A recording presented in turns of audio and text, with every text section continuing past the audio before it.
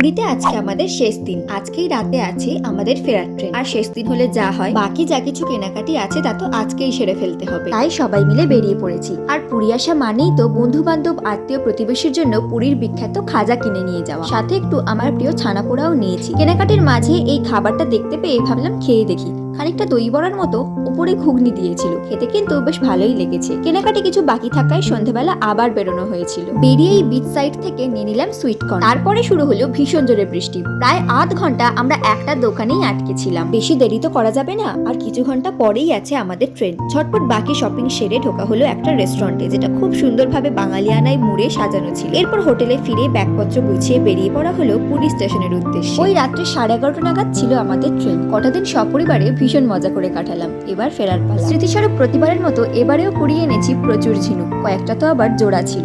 তো আজ এইটুকুই, দেখা হচ্ছে পরের মিনি ব্লগে। বাই।